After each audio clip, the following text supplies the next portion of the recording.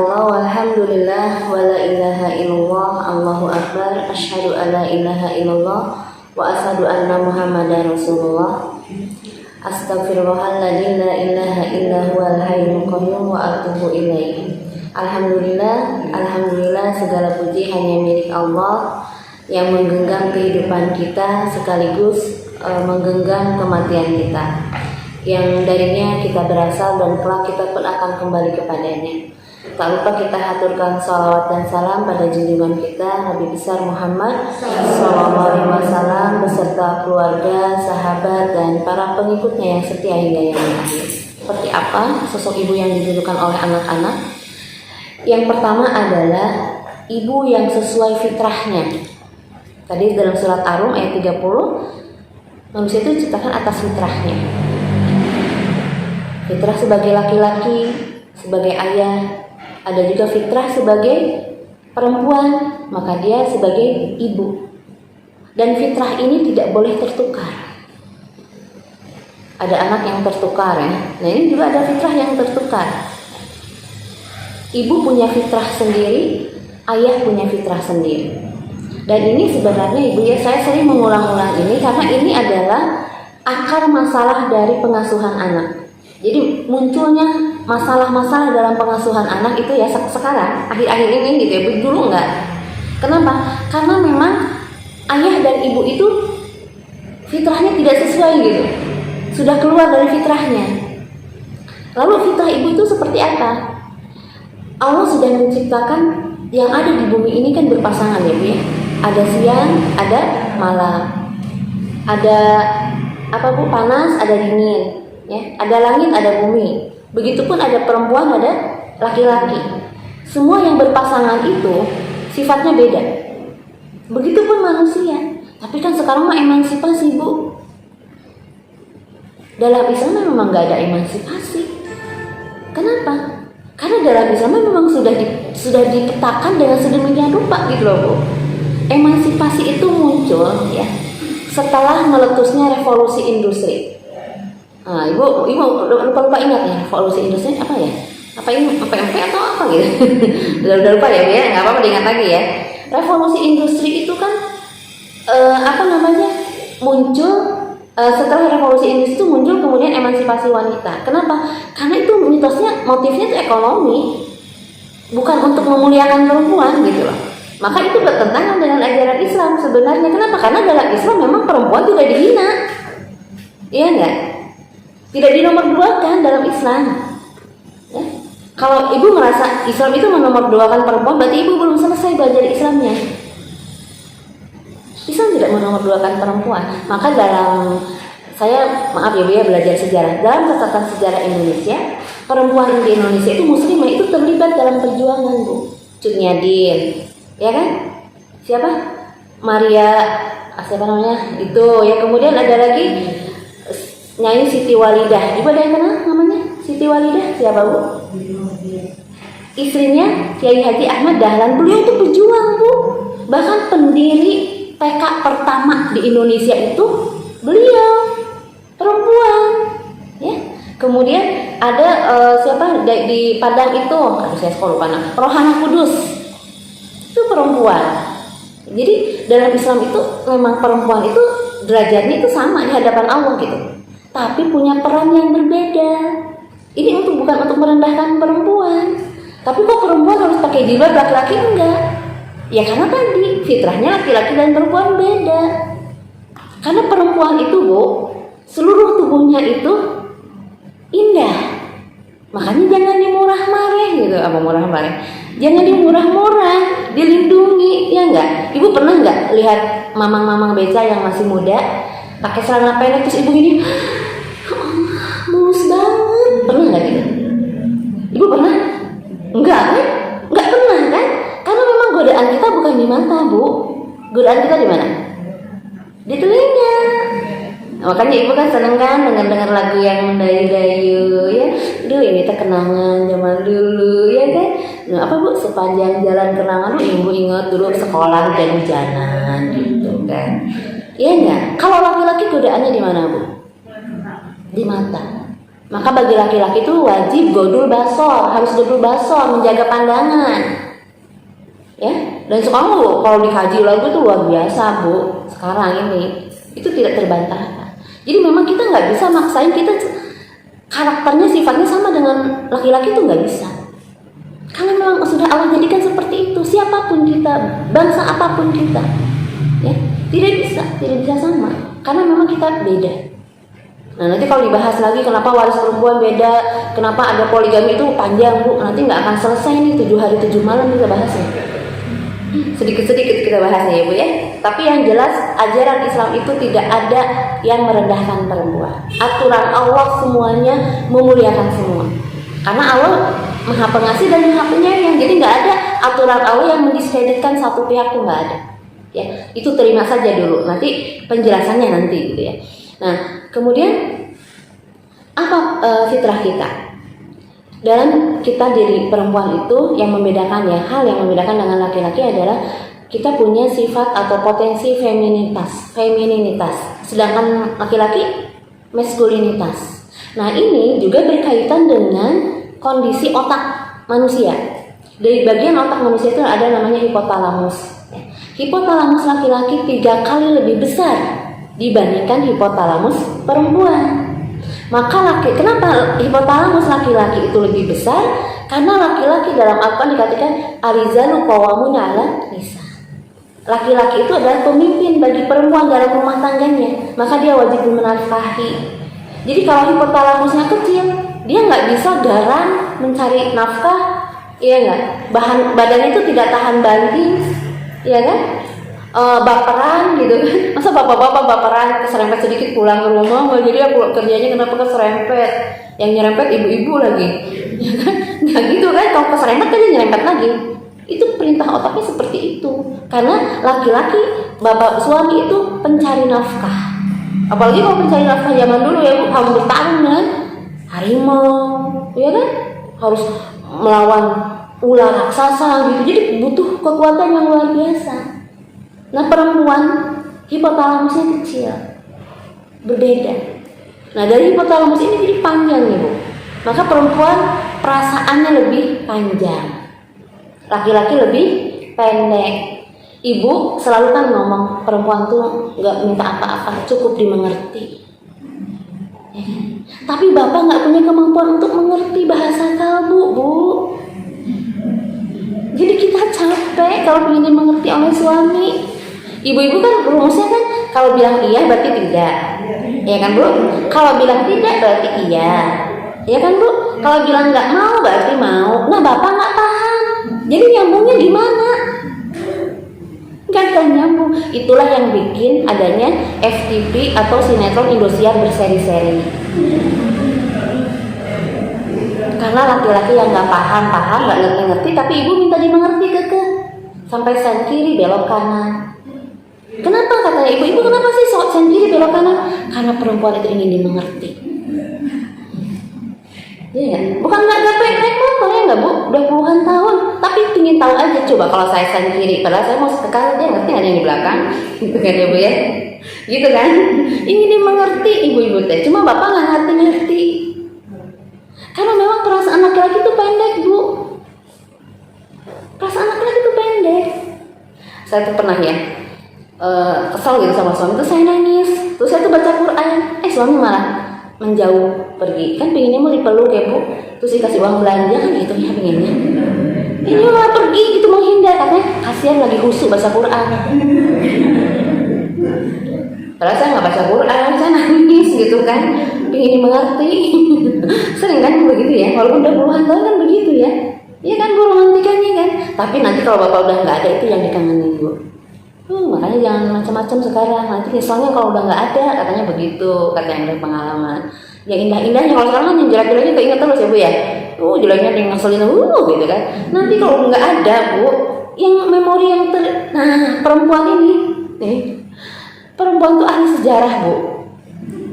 Terus apa ceritanya, saya jurusannya sejarah. Kenapa? Perempuan itu susah move on kan?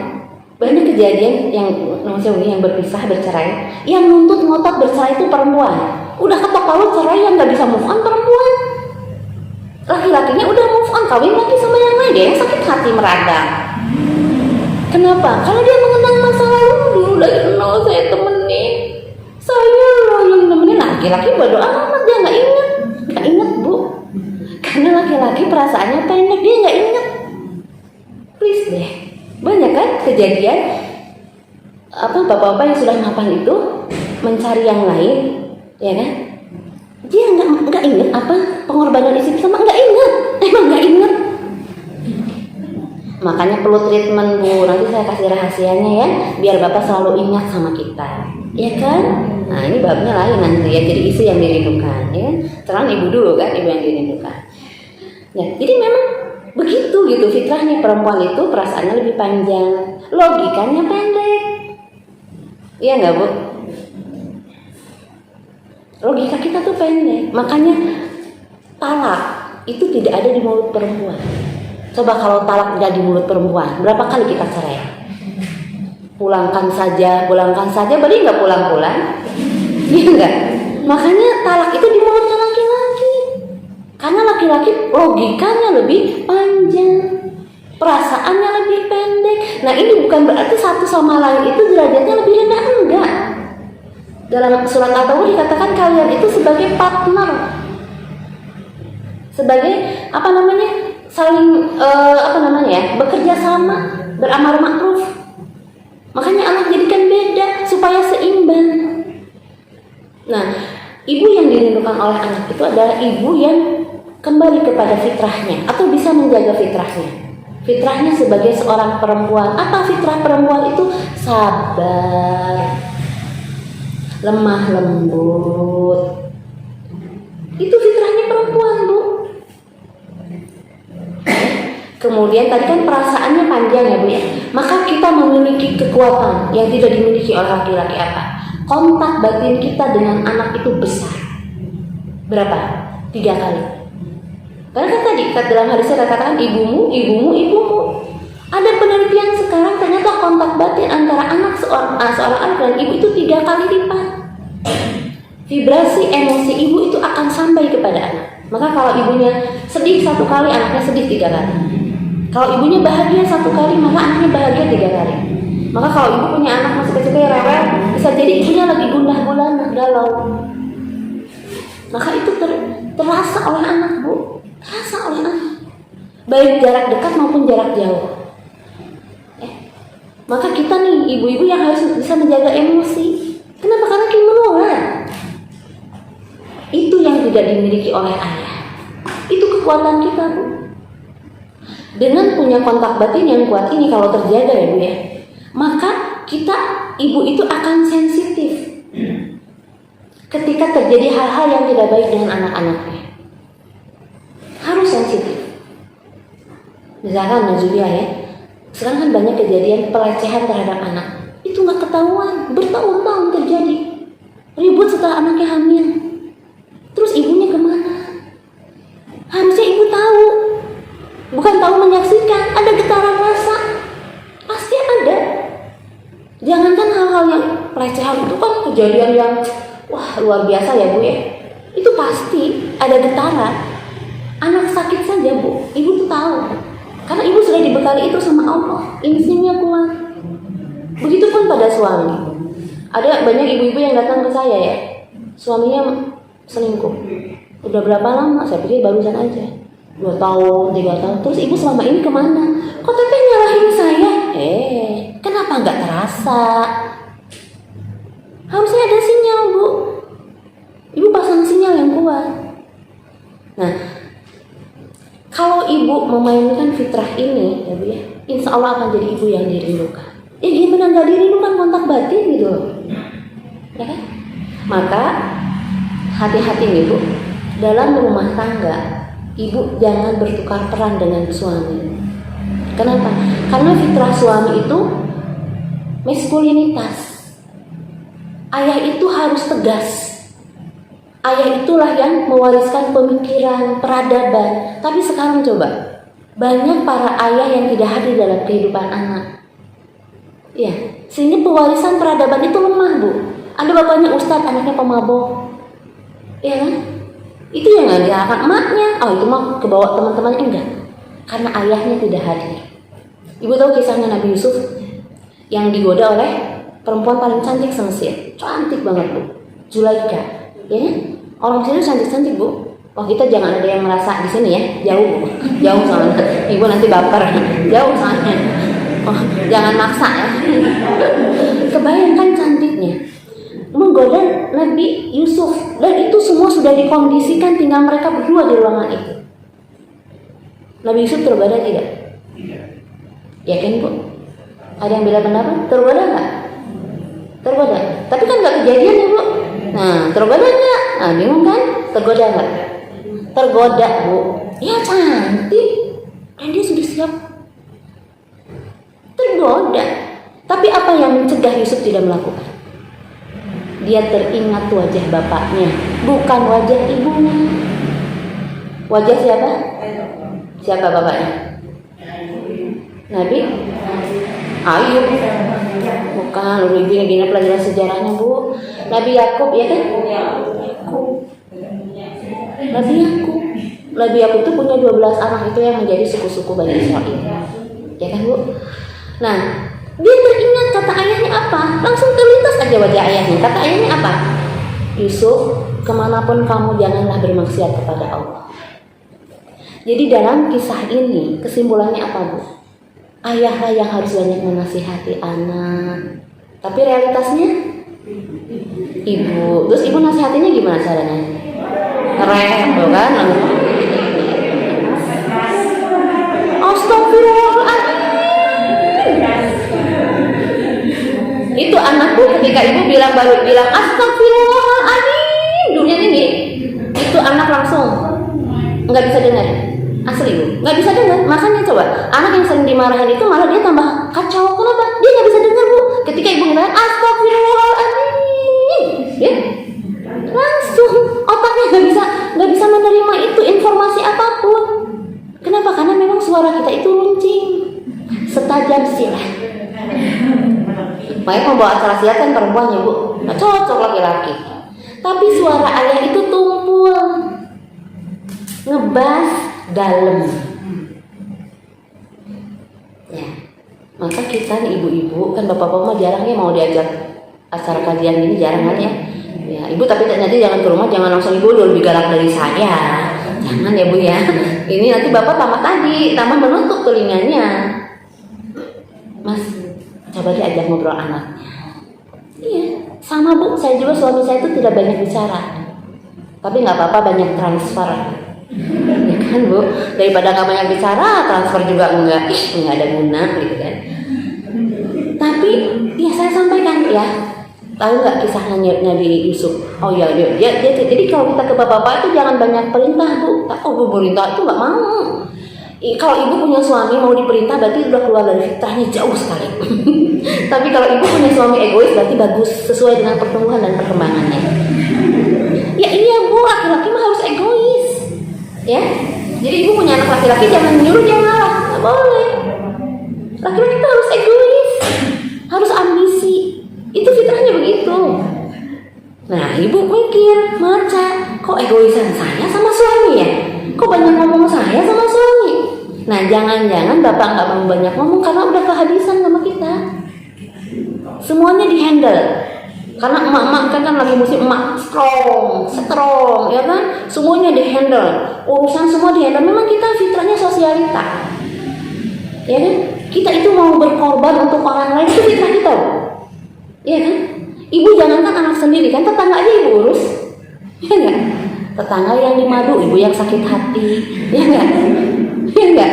Ada yang dikhianati, ibu yang nangis. Coba kan kalau kata bapak ini ibu kurang kerjaan deh, iya enggak? Ya enggak Bu? Iya, memang itu fitrahnya. Ya kalau kita nggak mau ngurusin orang lain, bagaimana nasib anak kita ketika bayi Bu? Iya enggak? Tapi tolong fokus, jangan semuanya diurusin, biarinlah yang nikah orang lain, kita mah nggak usah jadi terpengaruh gitu, ya kan? Ya, jadi apa? Bapak yang harus banyak bicara pada anak. Kalau ibu bagiannya apa? Karena ibu tadi fitrahnya femininitas, maka ibu itu kalau dalam mendidik anak itu, ibu itu sebagai pembasuh luka. Maka kalau ada kata orang ya, luka pengasuhan, ya itu sebenarnya karena bukan anak itu nggak boleh dimarahi, bukan, tapi yang harus menegur anak, memarahi anak itu bapaknya. Tapi bukan berarti ibu tidak boleh marah, boleh. Ibu menunjukkan marah, sampai itu kan fitrah. Bu, masa ibu harus jaim aja di depan anak? Kan nggak bisa. Itu fitrah kita juga marah, tapi jangan marah dalam mendidik gitu loh.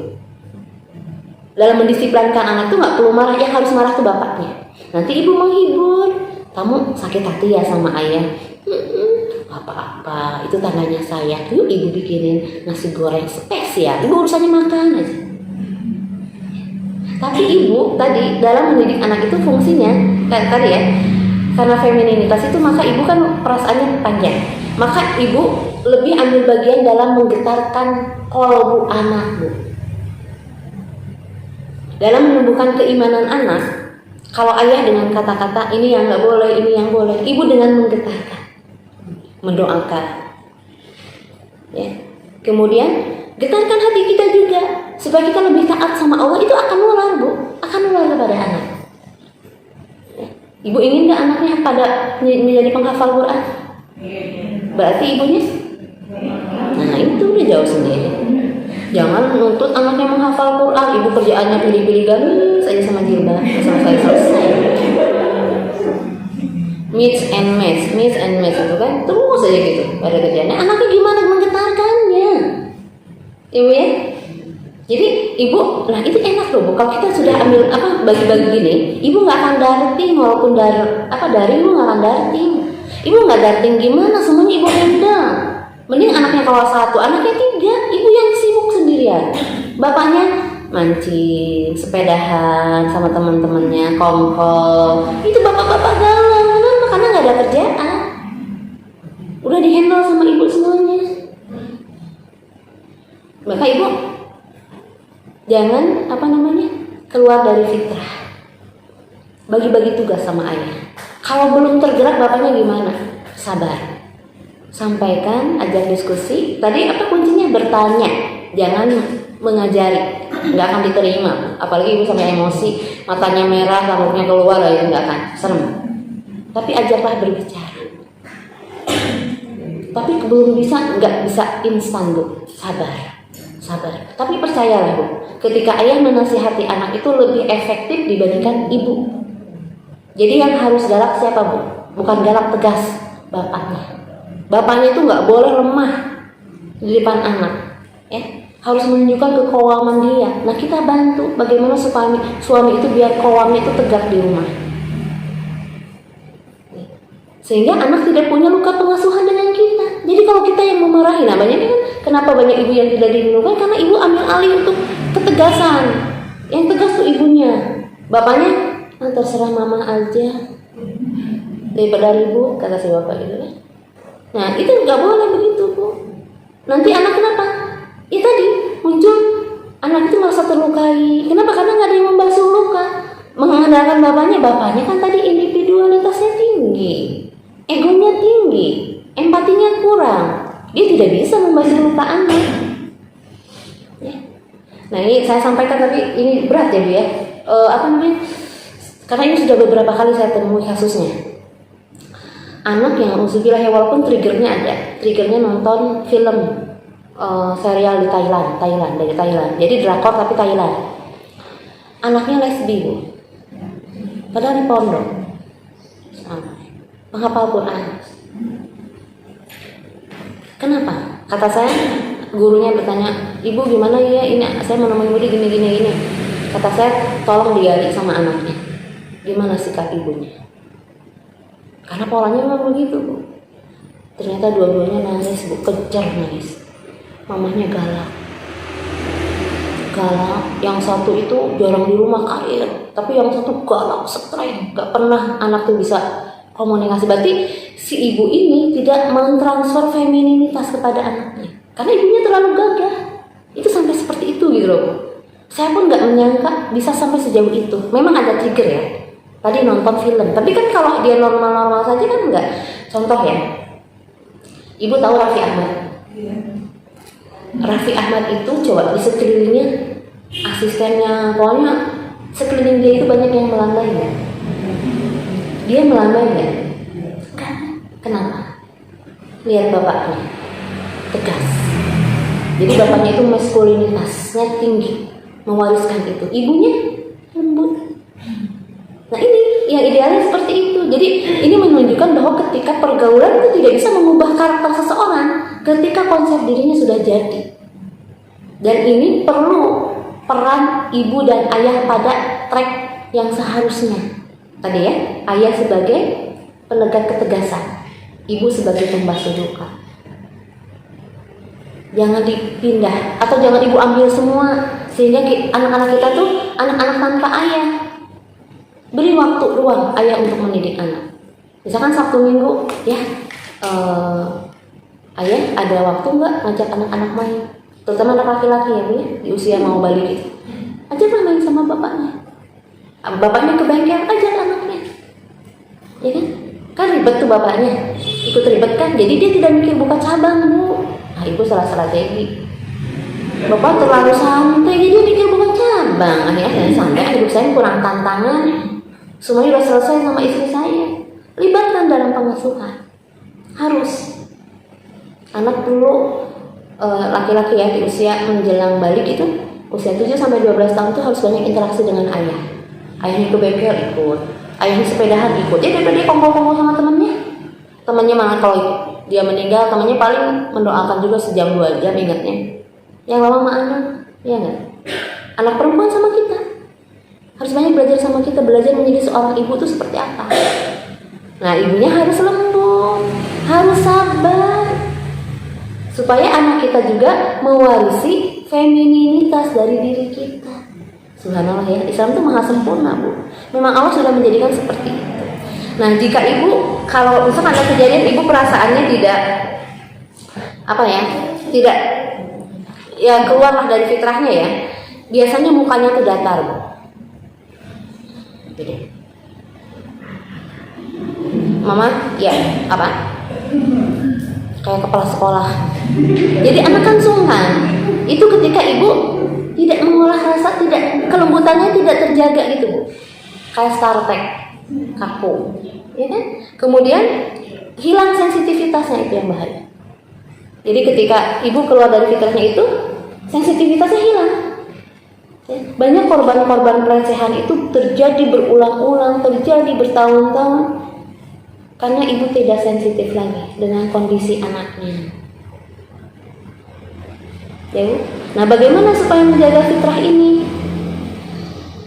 Maka Allah mengatakan bizikrillah tatma'innul qulub.